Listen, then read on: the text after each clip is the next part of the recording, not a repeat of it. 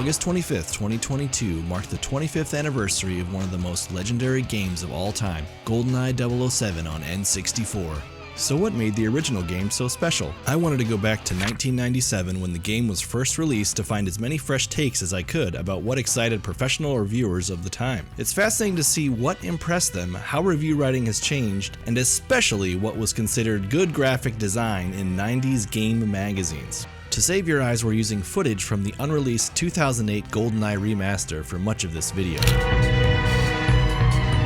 It was hard to believe that a movie-based game could be this good. Compelling missions and an overall commitment to realism in the environments, animations, and effects would usher in a new chapter in first-person shooters that we would see in Half-Life and even still today in Call of Duty. If you play it for the first time through today's modern lens, it's probably tough to understand what's so great about GoldenEye. The graphics look elementary, the single analog stick control scheme is unfathomable in today's dual-stick world, and the multiplayer mode isn't even online. Reading through the reviews made me realize that these writers approached GoldenEye differently than the average gamer of the time. They were on point with their critiques, but gravitated toward different elements. First-person shooters were a sensation on PC for several years before GoldenEye's release, but the genre was far from established on home consoles. Hardware limitations affected performance, and controllers couldn't match the feel of mouse and keyboard accuracy. Some would say these issues continue to this day, but the gulf between PCs and consoles is far less pronounced. Add this to the fact that 3 FPS games had recently released on N64 in the months before GoldenEye, and some began to tire of this burgeoning genre. It's yet another first-person game in N64's minuscule lineup, But it's still just another first-person title on the N64. I have no problem with Nintendo releasing quality games, but I think it's time they expand the horizons of the system a little. On the flip side, others claimed it stood out from the rest. this is absolutely the best first-person game ever. In fact, we can say with a clear conscience that GoldenEye 007 is the best single-player first-person game on any system. Games licensed from movies, TV shows, and the like didn't have the best reputation. The most infamous example is Atari's E.T. the Extraterrestrial, which contributed to the video game crash of 1983 and resulted in the company burying unsold copies in a landfill in New Mexico. A combination of limits on creative freedom, small budgets, and short development windows usually resulted in a less than stellar adaptation. Combine this with the fact that the GoldenEye movie had been out nearly 2 years by the time the game released, and expectations were not high. The game's quality shocked reviewers. This first-person shoot-'em-up contains even more action than its filmic counterpart. Not only is GoldenEye 10 times better than the movie, it's also 10 times more realistic. I'm happy to say that GoldenEye is the best game based on a movie ever. N64 developer Rare comes up with a game that's better than the movie. It's one of the best movie-to-game translations ever, and it's definitely an early favorite for the Game of the Year. While there's no way the boxy 90s graphics are going to hold up 25 years later, reviewers were highly impressed by GoldenEye's looks at the time. Better yet, all the characters look identical to their movie counterparts. The graphic quality in this title is amazing, and the animation is even better.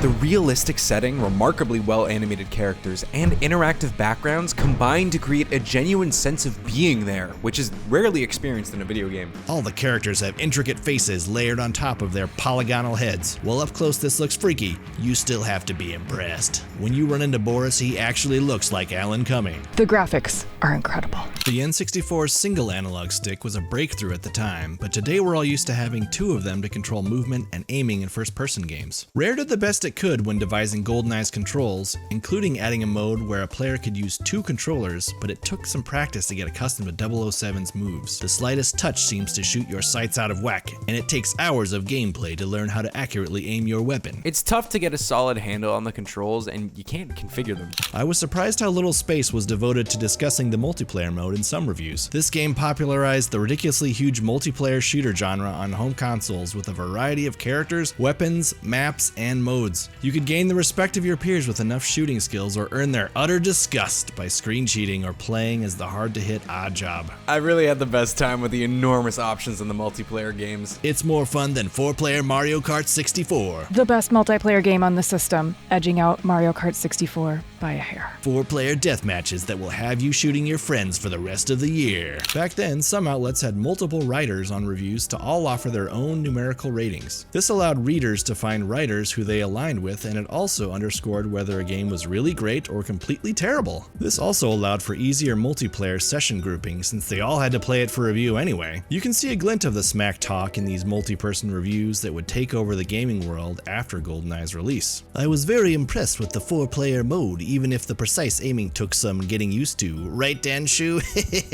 While these multi-writer reviews were great for offering varying perspectives, the reader didn't get as much in-depth info about the game, since everyone just offers their short hot take and a score. The single writer pieces generally had more details, which is welcome when we're trying to get to the bottom of what people thought back then. Before you read the meat of a review, it's customary to glance through informational bullets up top to find out things like who developed and published the game, what genre it is, if it has multiplayer, and so on. Reading through these classic reviews brought up several bullets that you wouldn't necessarily see anymore. Many outlets included the amount of single-player levels right up top as some sort of gauge of how much game there is. Several outlets listed the number of megabits on GoldenEye's cartridge. Launch title Super Mario 64 had 64 megabits in 1996, while GoldenEye bumped it up to 96 a year later. Translated to a format we're more familiar with today, GoldenEye fit onto a cart that was only 12 megabytes. Some outlets listed the price of the game up top, which in hindsight makes sense since they weren't locked in at a standard price and you couldn't bring up a retailer on your smartphone in 1997.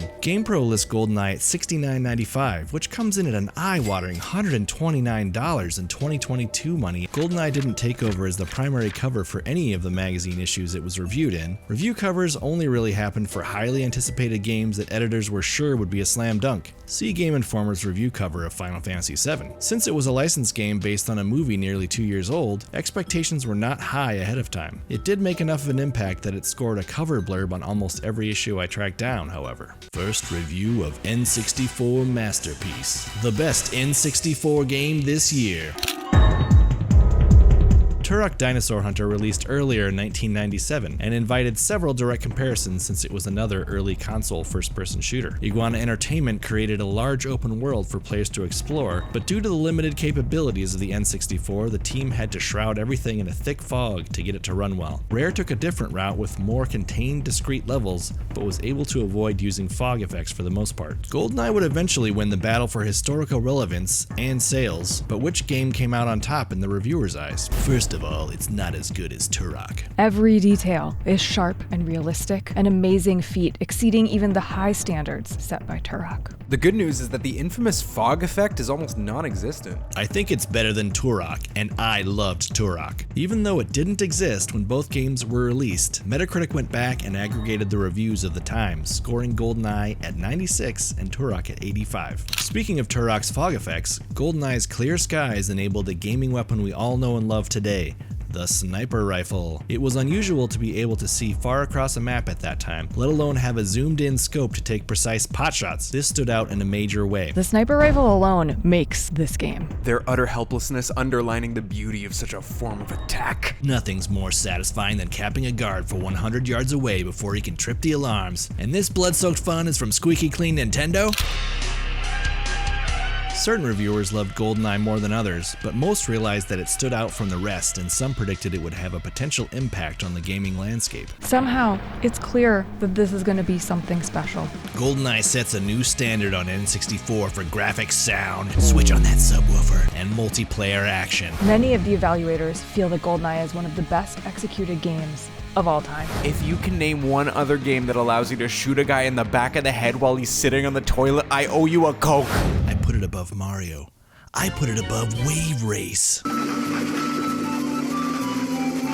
After having such a great time with GoldenEye, some reviewers were already discussing what they wanted to see next from developer Rare. Hopefully, if this game goes over well, Rare will bring out a sequel based on this year's Bond flick, Tomorrow Never Dies. Hey, they already have Pierce Brosnan's face texture. Use James Bond in a video game plot that has nothing to do with any of the movies. Make a game where the outcome is unknown. Everyone understandably assumed that they would revisit the Bond license, but Rare ended up going in a different direction. After the runaway success of GoldenEye, the licensing price went through the roof, so Rare produced a wholly original shooter, 2000's Perfect Dark, instead. As one might expect, critical writing from 1997 isn't quite timeless when read through a modern lens. I'll leave you with some fun quotes that make you go, Women's lib didn't affect him either, and the sexual innuendos abound. James Bond is one of the few icons of machismo that hasn't been destroyed by political correctness. If there's a downside to GoldenEye, and we had to struggle to come up with one, it's that squeamish players may find death animations are so realistic that they close their eyes and wind up getting shot. While the Bond atmosphere is there, the cartridge music just doesn't do it justice. What? Play GoldenEye one time and you'll be jonesing for James harder than Grace Jones on a lonely night. He's out of line, but he's right. And with that, we can conclude that just like today, reviewers have differing opinions which may or may not hold up 25 years later. But we can all agree that GoldenEye changed the game and still captures the imagination to this day. A very special thanks to YouTuber Grassloo for providing most of the gameplay footage for this video.